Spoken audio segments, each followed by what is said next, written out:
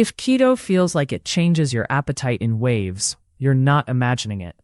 Week 1 can feel like you're hungry at weird times, then suddenly not hungry at all. By week 4, many people notice cravings quiet down and meals feel more optional. The reason is not willpower. It's a moving target of hormones, fuel availability, and habits recalibrating.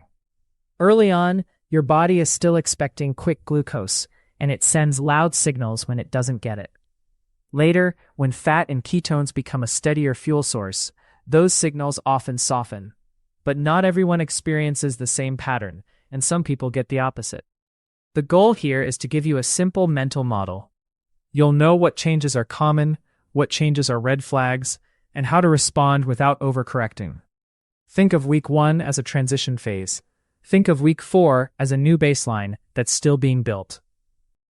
Moving to slide 2. First, let's define what appetite really means because it's not one thing. There's stomach hunger, the empty feeling that builds when you haven't eaten. There's blood sugar-style urgency where you feel shaky, edgy, or like you need food now. There's cravings, which can be specific, like bread or something sweet. And there's reward appetite, where you're not physically hungry, but food sounds exciting. Keto can affect each of these in different directions, at different times. In week 1, urgency and cravings are usually the loudest. By week 4, stomach hunger may still show up, but it's often calmer and easier to delay. This matters because people misread the signal. They think, keto isn't working, I'm starving, when it might be electrolyte-related, habit-related, or just your brain expecting a certain reward. When you label the type of appetite correctly, your response gets smarter and simpler. Moving to slide 3. Week 1 is basically a fuel switch with a delay. You cut carbs, but your body still wants the fast, familiar glucose rhythm. Liver glycogen, stored carbohydrates, starts dropping. And with it, water and sodium shift. That's why people can feel lighter quickly, but also more off. Appetite can spike because your brain is used to glucose coming in regularly, and it interprets the gap as a problem. At the same time, some people lose appetite because higher protein and fat can feel more filling than their old diet. So you can get this strange mix. Less interest in food, but more cravings for specific foods. It's also common to feel hunger at your old mealtimes, even if your body has enough energy. That's learned appetite. Week 1 is not the time to judge your long-term hunger levels. It's the time to stabilize the transition, so signals become readable again. Moving to slide 4. One of the biggest appetite drivers in early keto is electrolytes, especially sodium. When carbs drop, insulin tends to drop, and the kidneys excrete more sodium and water. If sodium intake doesn't match that shift, you can feel tired, headachy, and oddly hungry. Many people describe it as, I need something, and they keep snacking, but the snack doesn't satisfy. That's because the signal isn't purely calories.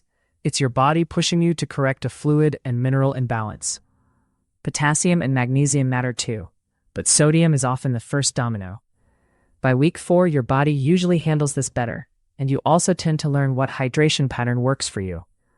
The key point is that keto hunger in week 1 is sometimes keto low sodium in disguise. If you don't consider that, you can overeat, feel worse, and assume keto is the problem. Moving to slide 5. Now let's talk hormones, because appetite is basically hormone messaging plus context. Two big players are ghrelin and leptin. Ghrelin rises when your body expects food, and it can rise at the times you usually eat. That's why hunger can feel scheduled. Leptin is more about longer-term energy status and fat stores, and it interacts with how satisfied you feel after meals. In week 1, ghrelin patterns don't instantly reset just because you change macros, so you can get strong hunger waves even if you ate enough. By week 4, many people notice those waves are less dramatic. Studies also show ketogenic diets can change appetite ratings for some people, but responses vary. Sleep, stress, and calorie intake can override everything. The practical takeaway is this: don't treat every hunger wave as an emergency. Treat it as data. Ask, is this timing, stress, or true physical hunger? Moving to slide 6. A huge difference between week 1 and week 4 is how steady your energy supply feels. Early on, your body is still ramping up the enzymes and transport systems that make fat burning and ketone use easier. So you might get dips, mentally and physically, that feel like hunger. By week 4, many people describe a more even, quiet energy. When energy is steadier, appetite usually becomes less urgent. You can still get hungry, but it's not the same alarm bell feeling. This is also where people start accidentally undereating. Meals feel so optional that they skip protein or total calories, then a day later they get intense cravings or sleep issues. So the goal isn't to eliminate hunger. It's to shift from urgent hunger to normal hunger. If week 4 appetite is very low, it can be fine, but it's worth checking that you're still eating enough protein and micronutrients to support your body. Moving to slide 7. Protein is one of the most reliable appetite regulators on keto, and it's also one of the easiest things to misjudge. In week 1, people often eat less protein than they think because they're focused on more fat. If protein is too low, hunger and cravings can stay loud, even if carbs are low.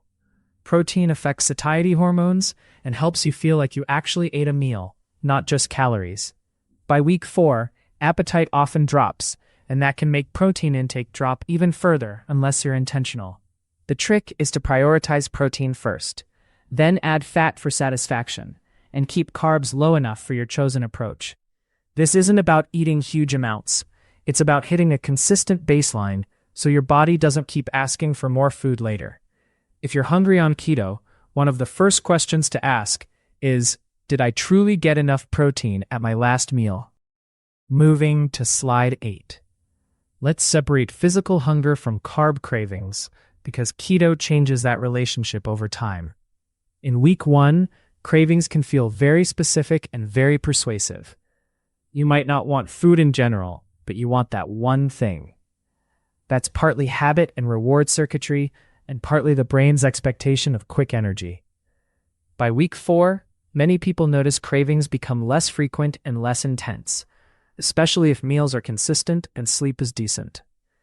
But cravings can still show up in predictable situations: stress, social cues, or ultra-palatable keto treats. Also, some people interpret the keto flu feeling as craving, and they chase it with snacks. A better approach is to pause and identify the trigger. Is it stress? Is it boredom? Is it low sodium? Or is it that your last meal was too small? Cravings aren't moral failure. They're a signal with a cause, and the cause changes from week 1 to week 4. Moving to slide 9. Another overlooked factor is fiber and food volume. When people start keto, they sometimes cut out not only bread and pasta, but also a lot of bulky foods. If your meals get smaller in volume, your stomach stretch signals can be weaker, and you may feel less satisfied even with enough calories. On the other hand, if you add back low-carb vegetables, soups, and higher fiber options, fullness often improves. By week 4, many people naturally build better plates and stop relying on random fat add-ons. That's when appetite feels more predictable. This is also why fat bombs can be tricky. They add calories without much volume or protein, so they can keep you in a snack loop. A more stable pattern is protein plus a fiber-rich side, then enough fat to make it satisfying. Appetite is not just chemistry. It's also mechanics: volume, texture, and routine. Moving to slide 10. Sleep and stress can completely change your appetite on keto. And this is where week 1 versus week 4 can flip. If week 1 includes poor sleep, more caffeine, or training hard while adapting, your appetite can swing wildly. Short sleep is associated with higher hunger and stronger cravings in many studies, regardless of diet. Stress can also push you toward reward-seeking foods, even if you're technically in ketosis. By week 4, if sleep improves and routines settle, appetite often calms down. But if stress ramps up, you might feel hungrier on week 4 than week 1, and that doesn't mean keto stopped working. It means your nervous system is louder. A practical move is to treat sleep as part of appetite management. If you're waking up hungry or craving at night, look at your sleep window, your caffeine timing, and whether your dinner had enough protein and salt. Moving to slide 11. Let's talk about the common week 4 surprise. Appetite gets so low that you start skipping meals without meaning to. For some people, that feels great. For others, it leads to a pattern of undereating all day. then overeating at night, or feeling flat in workouts. A low appetite isn't automatically a problem, but it can hide gaps. Protein can slip, micronutrients can slip, and if you're losing weight quickly, your body may push back with stronger hunger later. The steadier approach is to use gentle structure. Have a default meal plan you can follow, even when you're not excited about food. Focus on nutrient-dense foods, not just calorie-dense fats. And pay attention to performance and mood, not only the scale. Week 4 is where keto becomes sustainable for many people, but only if you build routines that work when motivation is low and appetite is quiet. Moving to slide 12. Now, what about the opposite problem, being hungry on week 4? That happens too, and it's usually explainable. One cause is simply eating too little overall, especially if you also increased activity.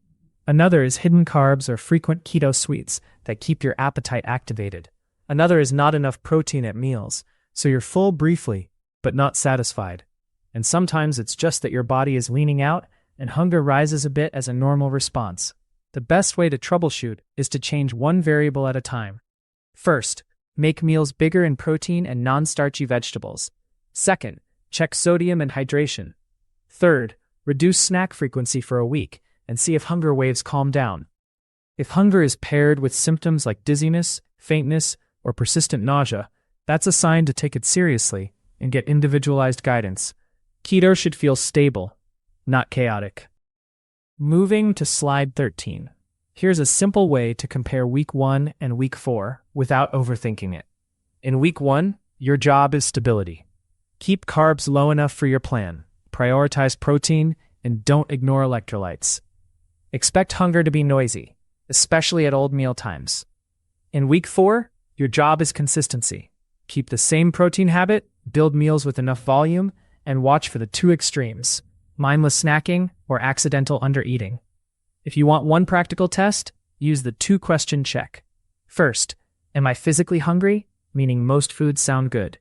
Second, did my last meal have enough protein and salt? If the answer is no, fix the meal, not your willpower. If the answer is yes, you may simply be hungry, and that's fine. Keto isn't about fighting appetite. It's about making appetite more accurate and easier to respond to. If you want, share your experience. Did week 1 or week 4 feel harder for hunger? A or B?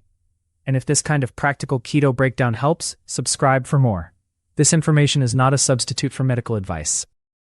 Your metabolism follows signals. Learn to control them.